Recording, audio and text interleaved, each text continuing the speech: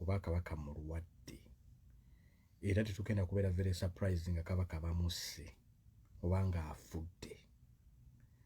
Given politics engeri gy'atambulamu mu nsi yaffe ebintu bingi tebikyewuunyisa. Engeri ebintu by'obufuzi gye bitambulamu tebyewuunyisa n'akamu, tebyewuunyisa. Ebintu bingi nnyo olw'okuba eby'obufuzi tebyewuunyisa mu nsi gye bayita Uganda. Bano abasajja baliko oba baliwo abawamba Uganda bakola ekintu kyonna okutta abantu nga baba baagadde okutta abantu oyimira mu kkubo lyabwe. Abaganda ssaawa zino si ssaawa za kukaaba. Wabula tulina okukola kyonna ekisoboka okulaba nti Kabaka afuna obujjanjabi mu mangu ddala. Tetusaba wabula kino kiragiro, kubanga abakopi be bazimba obwakabaka mu nsi yonna. Obwakabaka bw'obusanga omuntu ayinza okubuuza ggwe ngaani ayogera, nze ng'Omuganda. Ffe abakopi ffe tuzimba obwakabaka, era obwakabaka kasita butuva mu ngalo, kabaka ono kasita tuva mu ngalo, it is going to be the end of Buganda. Buganda tetusaba wabula tulagira Kabaka okufuna obujjanjabi obusinga bw'abadde afuna. Kyova olaba bwe addinga dots Kabaka ekibadde kimutwala e Nairobi. Kabaka abadde alina ekintu kyajjanjaba ebbanga ddene. Ne bwe yagenda e Nairobi yali mulwadde era amaze ebbanga nga mulwadde. Si kandi Kabaka alina ekintu ekimuluma nga kigenze kimulya mpola. Kabaka engeri gy'afaananamu waliwo activist omu bamuyita Boston Kabuye.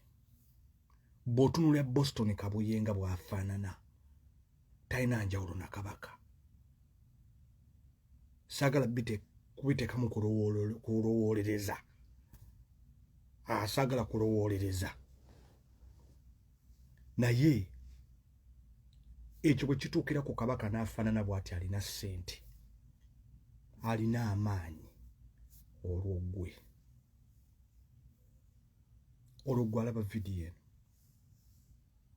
kubanga embeera ya Kabaka yo yennyamiza. The man doesn't look very well. Kabaka tasobola kwogera. Neno ssaawa si ya kukaaba. Ebyo by'okukaaba twabikaabakaaba dda, abantu baabikaabakaaba dda. Ssaawa zino zaakwebeereramu. Bannayuganda bantu tuze tubagamba ebigambo, twogedde ebigambo bingi nnyo. Especially Abaganda twogedde ebigambo bingi nnyo.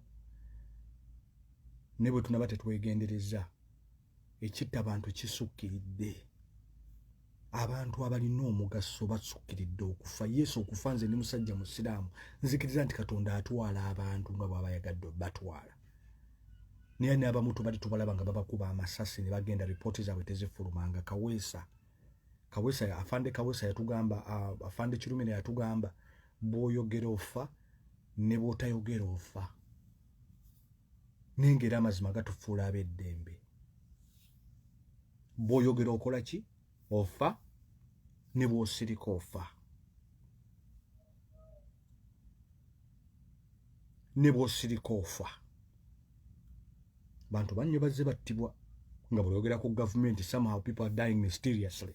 Twalebe Cyprian Lwanga ne bajja okuziika, gavumenti took over okuziika omuntu abadde akulembera abantu mu kkanisa.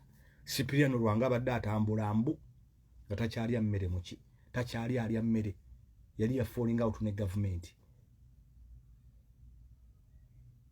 Waliwo omwami omulala yeddira Mbogo, baagenda ne Bobi Wine nga balina gye bagenze eyo mu mukolo gw'ab'Embogo.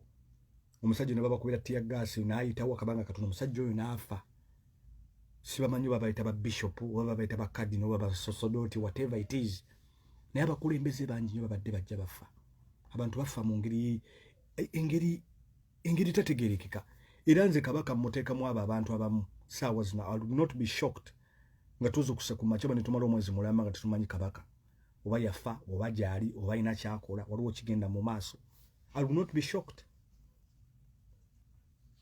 tekiyinza kunkanga siyinza kwekanga mu mutima gwange nti Kabaka yafudde sisobola.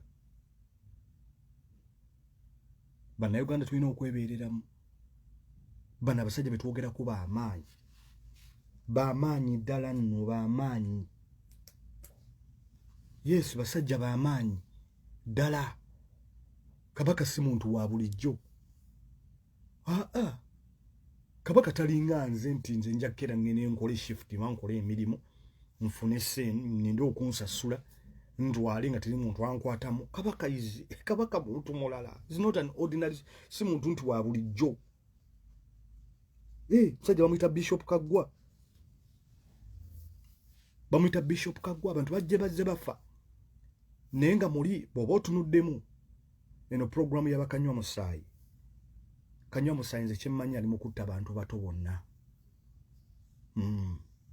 Abantu abamanyi ebyafaayo. Ekigenda mu maaso mu Uganda, people are dying mysteriously. Abantu babajje babakwata mysteriously.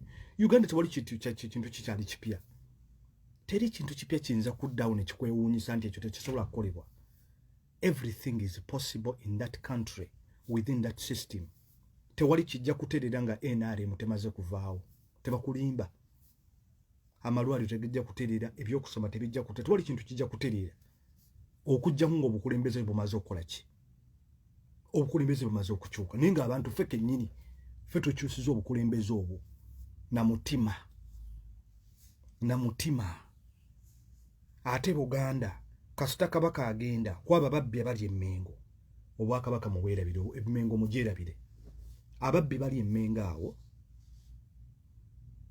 Ababbi bali Emmengo. Bamafia bali Emmengo awo. Nga bechi bakwatako okubera nti balina sente, balina ettaka. Tebafaayo, nera Bakabaka bwafaanana. No presenting omuntu afaanana bw'atyo. Ng'omusajja yafudde alina emyaka 99. Omulangira mu bazungu emyaka 99. Singa walabye omusajja bwe yabadde afaanana at 99 years of age. I'm coming. Yes. Okay.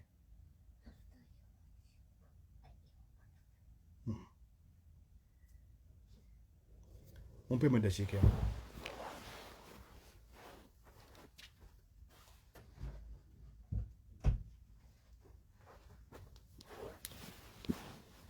Munansonyiwamu katono nnyo. Bw'olaba abantu begeri gye babadde bafaamu tewali kintu kye njogera kipya. Ebintu bantu babadde bajja babyogera, abantu ne bagamba abo babbuloga, simanyi babbuloga bainsightinga abantu, simanyi naye babbuloga tetuttangako muntu yenna. Nti oyo propaganda w'abantu. Naye twogera olw'okuba tufaayo, twogera olw'okuba ensi yaffe tukwatako, ffe mu nsi ezimu ze tulimu tusobola okwesonyiwa ebintu by'ensi yaffe.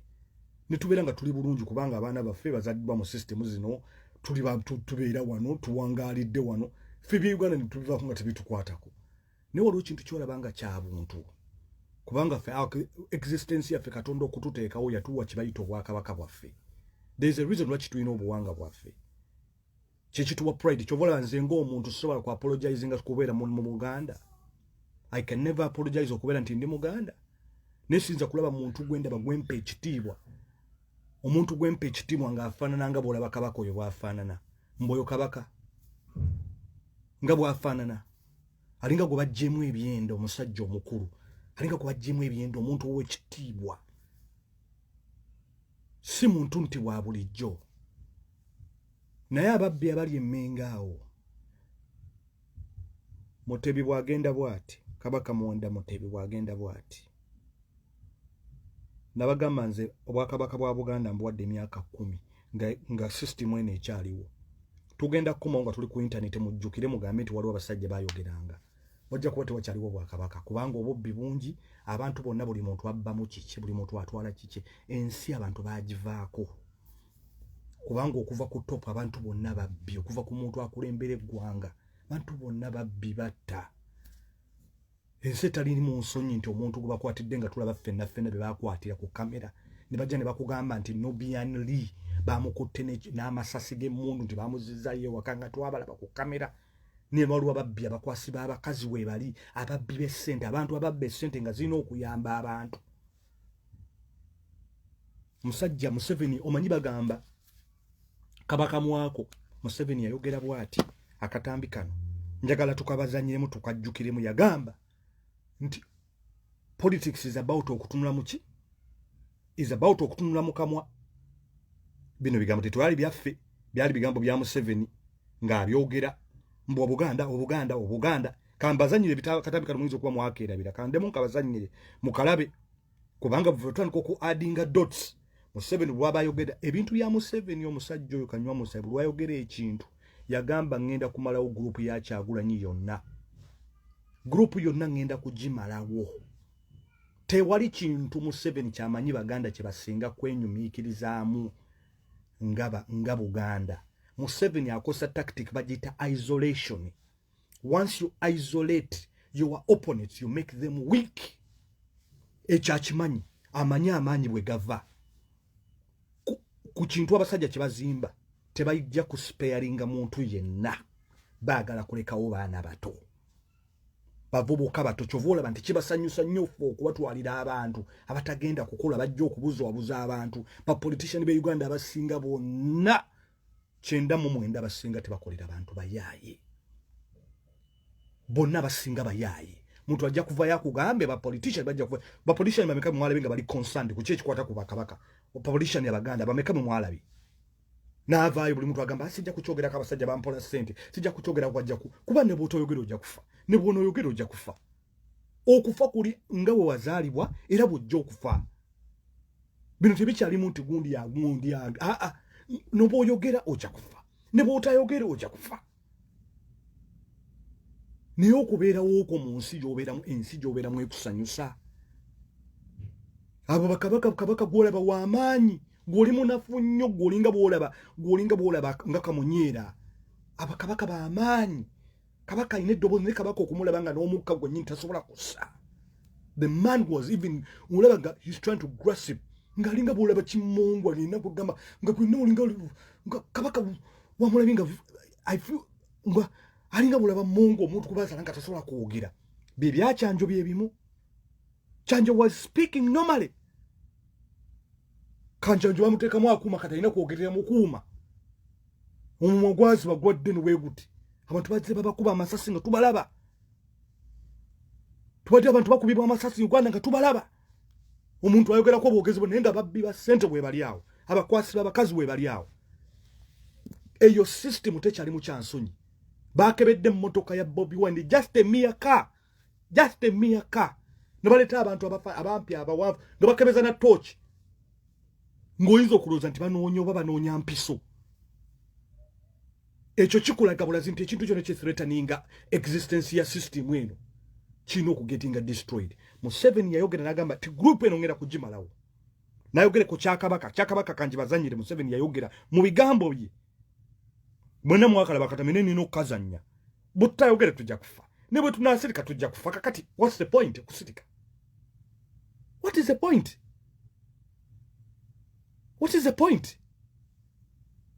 Njagala ombuulire ne bw'oyogera ne bw'osirika ojja kufa ne bw'oyogera ojja kufa. Bakawesi baali awo nga bakolera poliisi. Kawesi ali luddawo olunaku olwaleero. Bakirumira baali awo nga bakolera poliisi bali luddawo olunaku olwaleero. Ne bw'onoyogera ojja kufa. But Bishop bona batubadde bajja bafa mysteriously. Twali wano nga tuwulira nti Kabaka alabika yatwala poison yatwala nga just biringa ebyokusaaga. But we saw the money before our eyes. Twamulabye omusajja n'amaaso gaffe. Ate okyasobola kuba ng'oŋŋamba ki? Mukyatugamba ki?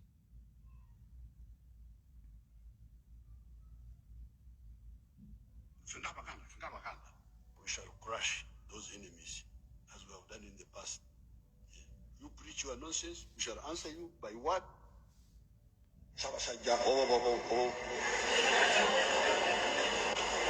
When you say this,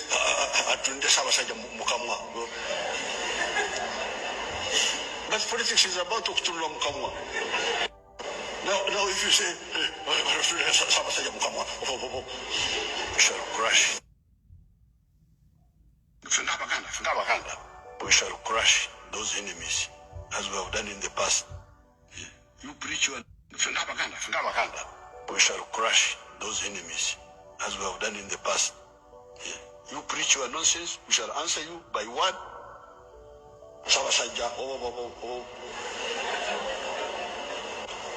When you say this,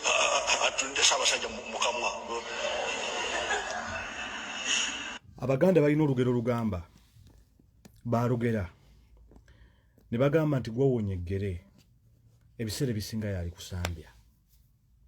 Bino bigambo byali byani? Same president akulembera eggwanga alina okugatta eggwanga yali ali mu Bunyoro n'agamba eggurupu ya Kyagulanyi bagimulekere nti yakolera wansi mbu yakolera waki. Bino bigambo yabyogera naye nga jjukiramu ayamuwonya eggere yaani ye Kabaka ono mulwadde essaawa zino gwe tulaba. Nze bannange nze sekkiriranya ffe twasala leerwe kati nze tukyataasa ki? Okyaŋŋamba nti tosobola kukyogerako tukyataasa ki? Nze nkyataasa ki? Kikyoŋŋamba naye nga buli kimu mu bulamu bwange nkirina alhamdulillah, buli kimu nkirina. Bw'onayogera ojja kufa ne bw'otayogera ojja kufa. Yali Bunyoro mu campaign za president n'agamba nti gurupu ya Kyagulanyi bagimulekere. Gurupu ya Kyagulanyi eriddawo olunaku olwaleero. Kino yakyogera ng'Abaganda naye bakugamba nti gwowonya eggere. Eggere lyali kusambya.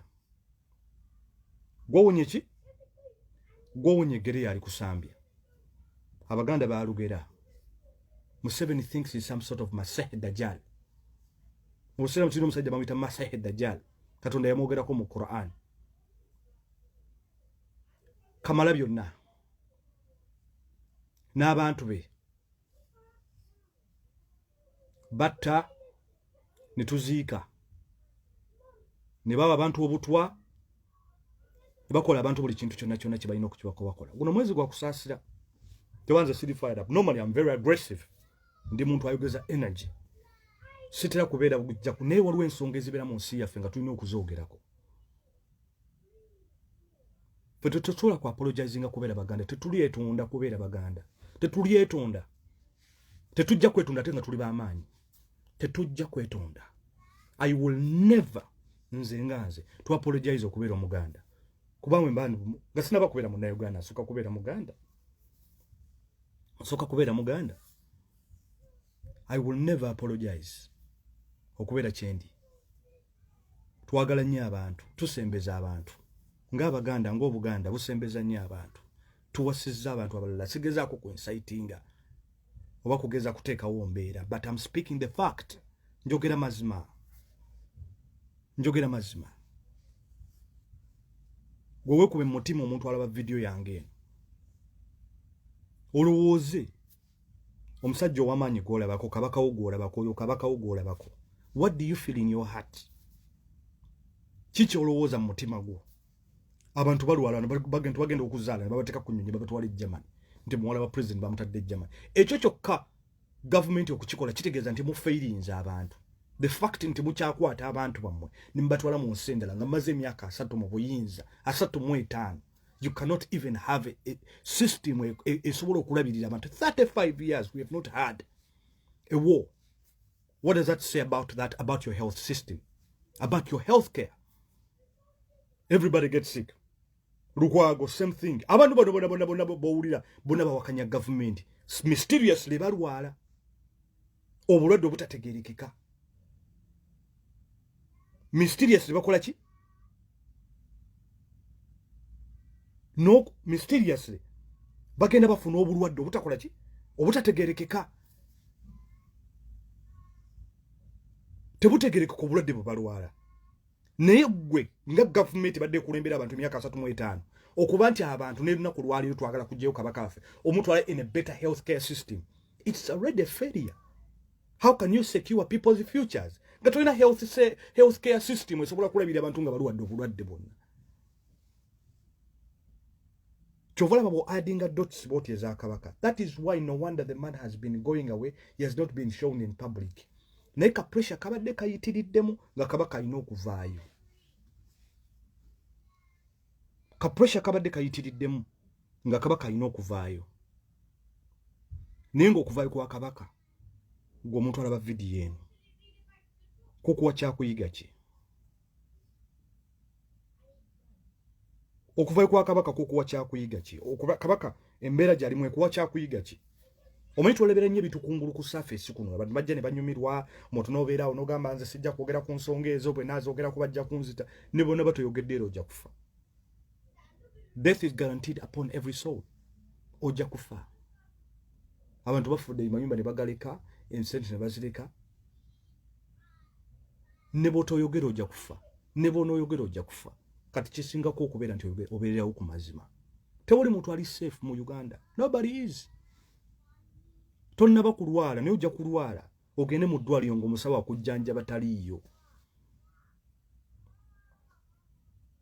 Mengo ne bamafia balindiridde ekintu eki Kabaka kufa.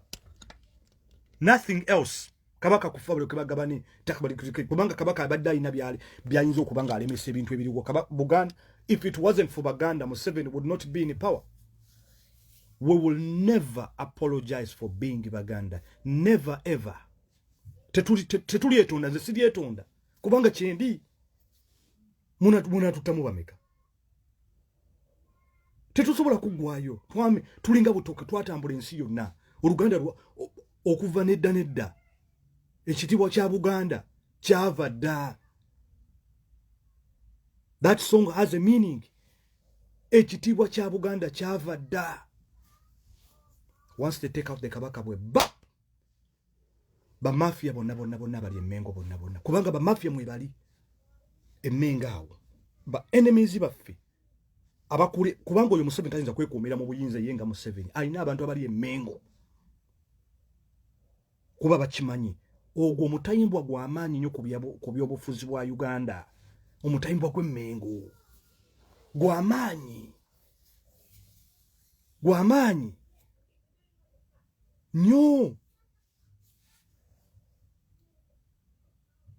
Once you take Mutebi out of the equation, kubanga gwe kyotanaba kulaba kiri bazimba kya muhoozi kujja. Kyovola babakadde bonna banina history baagala kubajjawo. Balekewo bana abali b'embizi abakubi b'amazina bano bantunda ttaka kugula boda.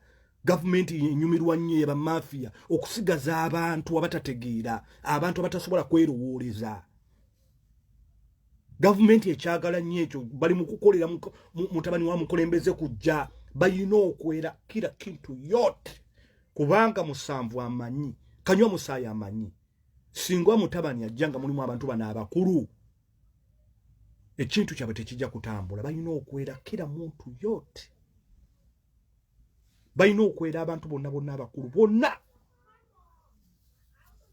bonna ne bataata bamwe nga bwe bagenda basigazeemu abantu abatasobola kwerowooleza batalina history abantu batalowooza. Ekyo akyagala nnyo kibeerewo.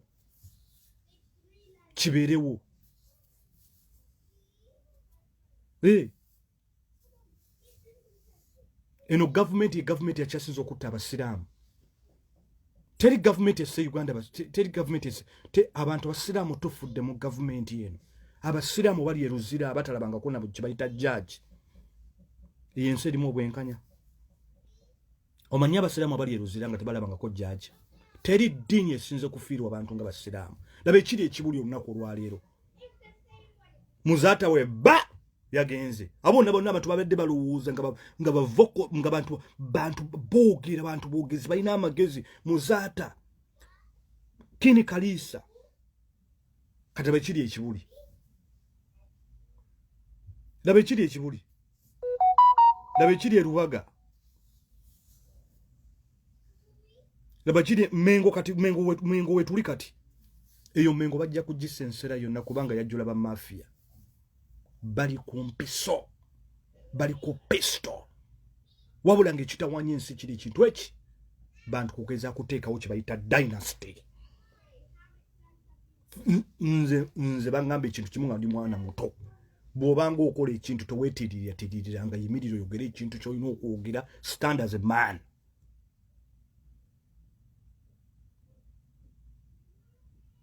Museveni mu kubala okwa politics amanyi mutabani tayinza kufuga nga waliwo abantu abakulu. bajja kumulemesa. That is why ensi yonna yagitta buli kintu kyonna State House yekimala. Nkugambye tunulya kino tunabogana be State tunula ekiri ekibuli muzaata bba Kini Kalisa bba Manya Kalisa Anas Kalisa Anas Kalisa mazo kuvaawo Sepidiano Rwanga fa Ntege. Do you think these people are just dying mysteriously? Yes, Katonda yakola okufa. Naye okufa era kulina kutambula waliwo Katonda yatulekera amagezi gaffe tulina okwerowooleza n'otandika okugatta dot ku dot n'ogamba n'ekintu kino lwaki kize kibeerawo, lwaki buli muntu yenna avaayo n'ayogera ku nsonga eziruma abantu, lwaki omuntu oyo alwanyisibwa nnyo, kubanga waliwo abantu abali mu system eyo nga their existence depends on our ignorance. Ng'okubeerawo kwabwe bana basajja bajja kuzimba kintu kutta nsi yonna baagitta dda. Uganda tesobola kutereera okujjako nga Museveni ne NRM egenze, tesobola, never. Ekizibu kya Uganda kiri mindset z'abantu, naye nga kyo kisetinga mindset z'abantu media na education. Oli yajja ebyokusoma n'abitta ebyamalwaliro ne bifo. Omuntu ajja kugamba nti Uganda waliwo amalwaliro. Twalibadde tulina Kabaka nga mulwadde bw'atyo. Kabaka yes muntu asobola okulwala, but Kabaka is not an olw'ekirwadde kibalwala omuntu nga nti omuntu yalwaddemu ku musujja. You are not appear in public for over 3 months. Kabaka wegundi n'afa. Bwe natandikira okulowooleza ku Kabaka nakama Kabaka wa South Africa n'afa mukwano gwa Muwenda Mutebi wa Kabaka Muwenda Mutebi. Mayiga n'ovaayo gwe n'oyogera n'oweereza obubaka obw'okubagiza n'obuweereza e South Africa.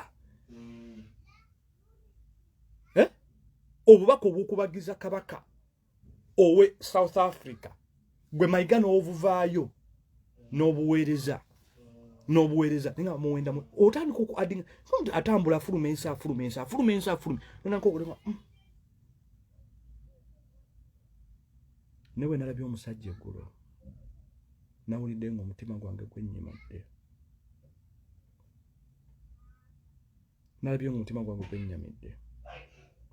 Naye ng'abantu abamu beerabira. Jjukiramu omusajja ajja azze ng'atugamba, azze ng'ayogera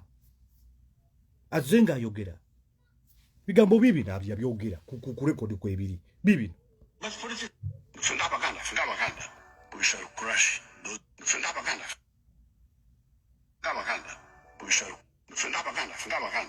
we shall crush those enemies as we have done in the past. Yeah.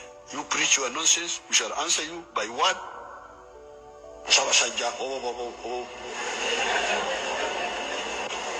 When you say this,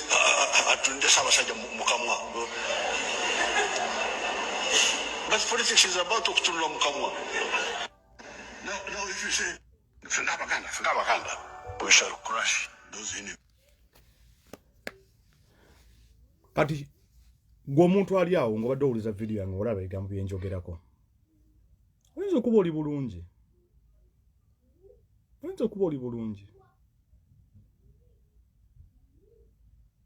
Kyokka kye tulina okusaba Kabaka kuvaayo Uganda. Tetukisaba busabi, wabula tukiragira. Mengo amanyi mma mukyagalina, which I highly doubt.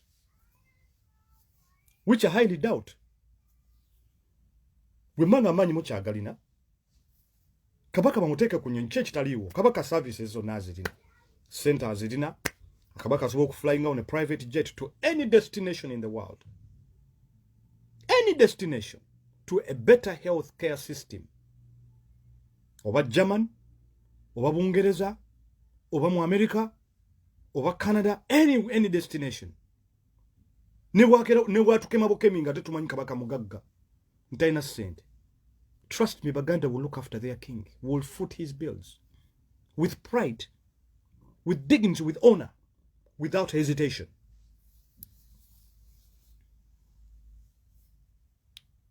Yes, ffe abakopi ffe tuzimba Obwakabaka.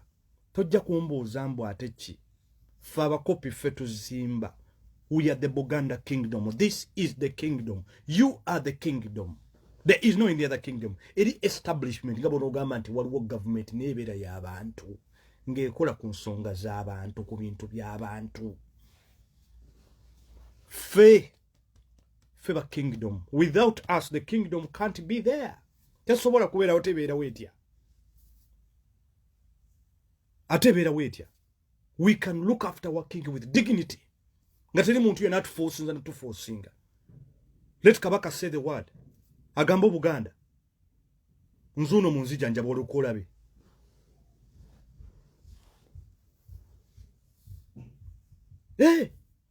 Kubanga no pressure. Tugenda kuteekawo pressure. Goge mazima. Tugenda kuteekawo pressure.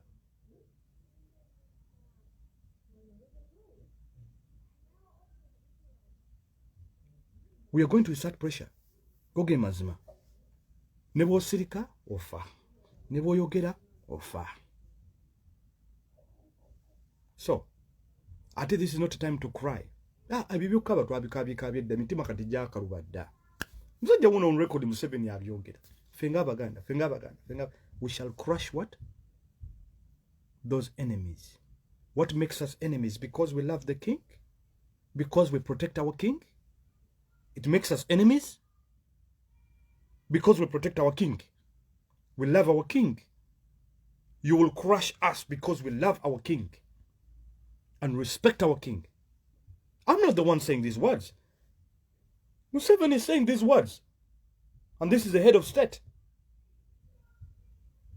Yes.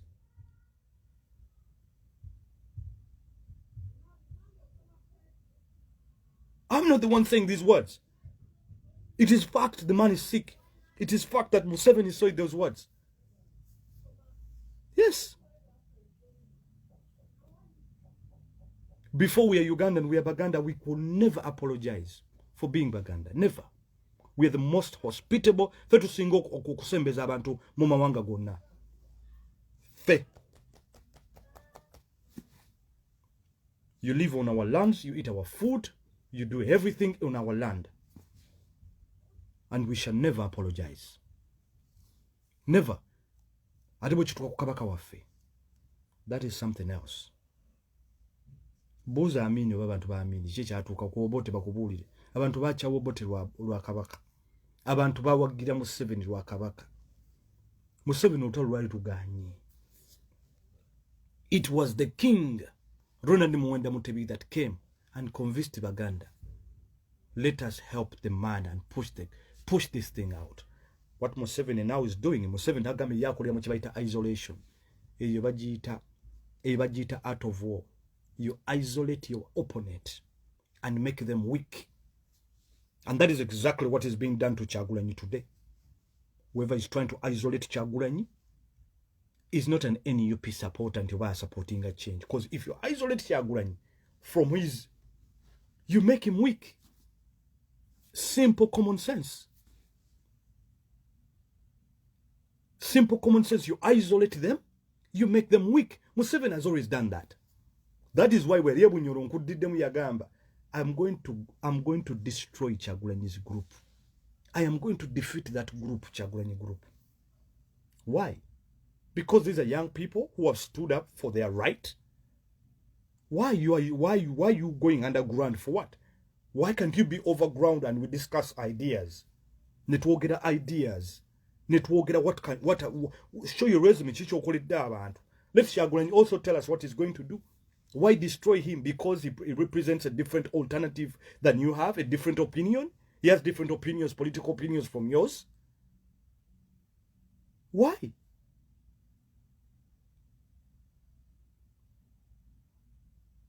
Why? Why? We have seen you on record, head of state. Guys, ebintu bya Kanywa Musai, do not ever take them lightly, his words. When he says it, he means it. Bwayogera ekintu aba akimiininga. He means it.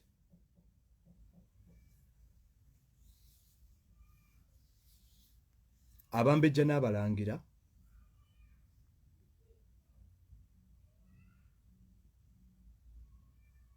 abambejja n'abalangira.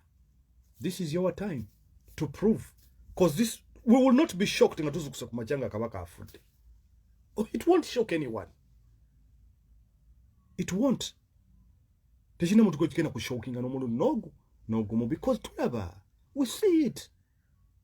It's an open secret. The man is seriously sick. Seriously. No man omutachiraba mu glass. If there's nothing wrong with him, why are we having apologists coming up saying, oh, now you're going to see Simani NUP, Simani NUP coming up, Simani the propagandist is saying, now wachibukirecho. Tetuyinza kubukira ku kitaliiwe ekintu weekiri. Why are you defending his health if he's healthy? Where has he been for the past so many months? Why does he keep on going to Nairobi? Abantu si basiru. The people are not stupid. Nti bantu basiru. Fenate tuli basiru. Ati kamera terimba. Some people even came out yesterday saying, waliwo omuntu omulabye yakoze a very silly post. Nti now some people bafunye video ne baji editinga. Akati gwele tetali edited. You give us the unedited version of the events that we saw yesterday. Kabaka cuts a cake. After cutting the cake, he walks away. Look at even the cake they brought to Kusari Kabaka wa Buganda. People make better cakes than that. Chine chintu chabade chi planning. Chabade chiri rushed. Kubanga ka pressure kabade wa gulu nyo. They had to show the man in public. Emitima jabantu jikakane. Ninga luwa babitade ko wongo. We paid attention to detail. Twapeyinza attention to detail chintu yana nituchiraba. That is why we spoke about it, and the people now are paying attention. Kubanga wole muntu abadde agala okulaba olabi ku Kabaka we akakane ne wamulabidde mu mbeera ki wamulabiddemu. Kabaka, looking at Kabaka and Mayiga, you could easily tell that Mayiga is handling Kabaka, not Kabaka handling Mayiga. On gun point, Kabaka ali mu buwambe. He has no freedom. Now, oyo omusajja tubadde tumulaba Kabaka waffe, tubadde tumulaba nga joginga, omuntu abadde ajoginga atambula mu bantu. We have seen the Kabaka going for joggings so many times. Going for jogging. Tubadde tumulaba. Am I right or wrong? Am I right or wrong? But you could easily tell he came out of the car. He couldn't even ngataswala kuva mu motoka yiye.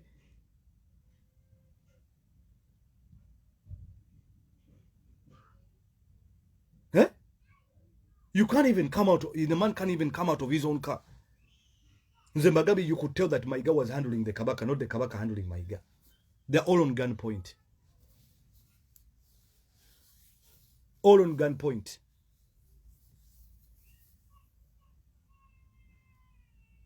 Yeah. Nze nja kwogera bw'oyogera offer. Kubanga at the end of the day tujja kwesanga gye tuneesanga oba mu jahannam oba wa jutane gye twesanga buli muntu ina Katonda ajja kumutwala. Sipiri eno yabadde alya nga musajja batwabuulirira omugenzi. Katonda yamututte. Mysteriously, man went to bed, doesn't wake up. Yes, Katonda alina okutta abantu. Yes, but kyovola bakola postmortem. Twali badde tugamba Katonda amututte kaki bannange. Naye bagamba kiki ekyamuse yafudde lumbe eki. Katonda yatuwa ebirowoozo tulina okwerowooza. Kyova yatugamba nti tugende tusome. Ikra. Mugende musome. Twali badde tugamba munnange alhamdulillah Katonda bw'ati munnange amututte nedda. Abantu bonna badde bazza nga bazoganya government bonna abasinga bonna. Mysterious deaths. Bwe basiki ekyo babaavuwazza bonna abasinga bakyali abalamu. Lwakuba na birowoozo byanjawulo. Bw'oba toyogedde kagamba oli yafuuka nga bw'ogamba bamuyita Masehe Dajjal. Bw'oyogera ku ebitali ebikwa Masehe Dajjal by'atayagala. Nze Museveni namutuma Masehe Dajjal. Kubanga buli kimu agamba Uganda yakimala. Bw'oba oyagala okusima toilet wa Museveni. Bw'oba oyagala abaana ba school fees babagobe ku ssomero wa Museveni. Wa NRM.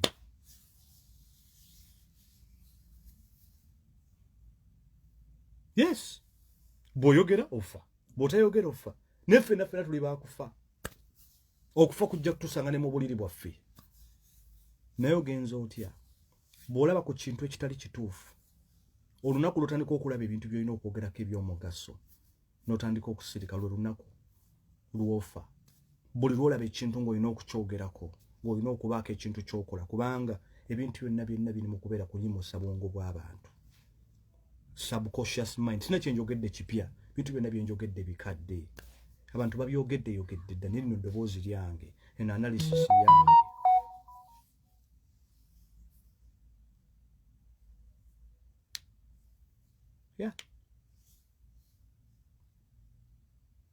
Kirumira yaliwo yatugamba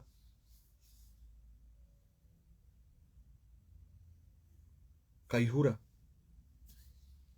ali mu mbuzi ze alunda mbuzi ze eyo system gye tutambuliramu Kayihura awaliwo n'obujulizi nga yagala kuwamba mukama we ali mu kulunda mbuzi abali bawagira Kyagulanyi nga bakutte ebipande bali mu court martial where is the fairness in that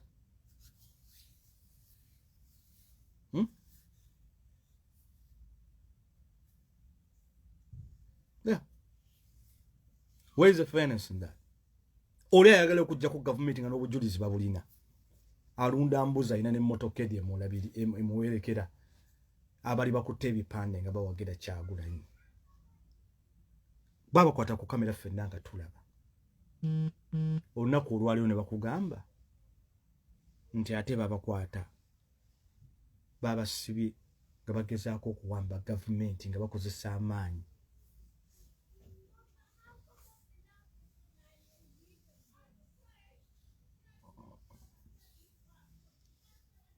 Yeah.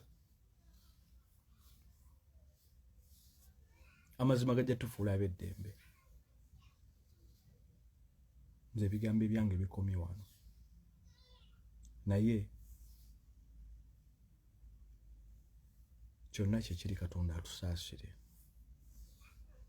Kabaka tusaba abantu abali emmengo. Tetubasaba wabula tubalagira.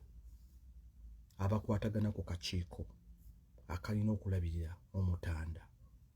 Mukwate omutanda mumutwale mu nsi mwasobolera okufunira obujjanjabi obusingako obwabadde afuna bw'abanga abadde abufuna. Bwe muba temulina ssente naye ng'ate Kabaka ssente azirina mugagga rich naye bwe banga olwo n'ekyo ky'okuba nti tazirina the people we shall look after our king. Ffe ebya Museveni tetubimanyi.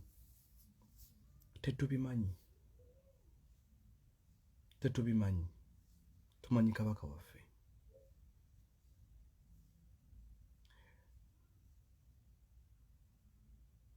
President Museveni, you cannot crush every Muganda.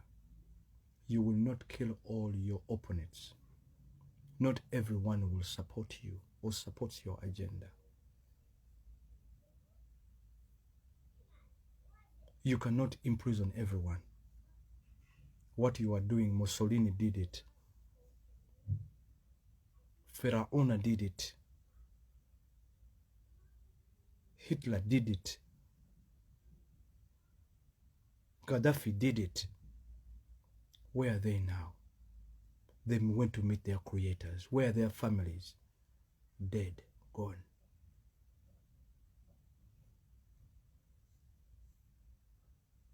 You will not kill all of us. You will not crush all of us. There's far too many seeds that have germinated all over the place.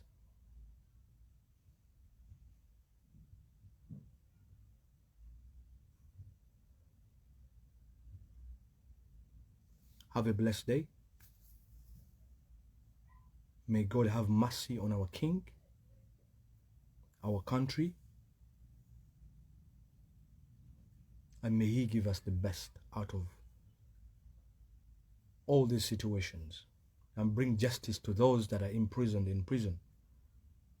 The Eddie Mutways, the Nubian Lees. Let the Almighty give them justice. Because we all know what their crime is supporting somebody else That is what their crime is. They were never caught with guns. Never. But this is injustice that we're talking about.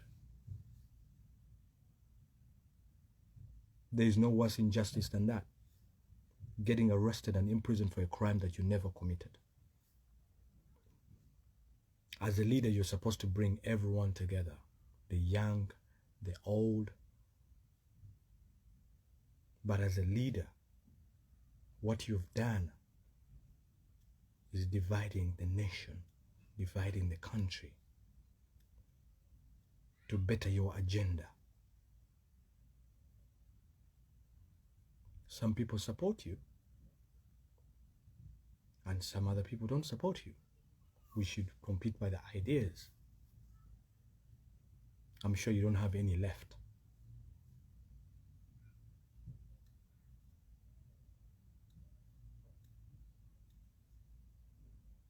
But the worst injustice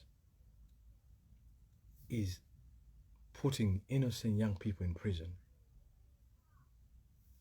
and coming up with crimes that they never committed. It is very petty of a leader like you call yourself, father of the nation, whatever you call yourself, Your Excellency. Time and time again, I always tell you to reflect back on your children and your grandchildren. What do you think people will think about your legacy? Time and time again, I always say to you, Mr. Old Man. It's not bad, I also have an old man, but Your Excellency, time and time again, I always tell you to reflect back on a legacy. That's if a legacy is important to you. What do you think people always remember you by? How will the people remember you? As a leader that brought the nation together, or as a leader that divided the nation? I'm sure in your mind of minds, in your heart of hearts, you and your clique, you know you haven't got a legacy. Whatever you do is in your interest, not in the interest of the nation, but in your own personal interest.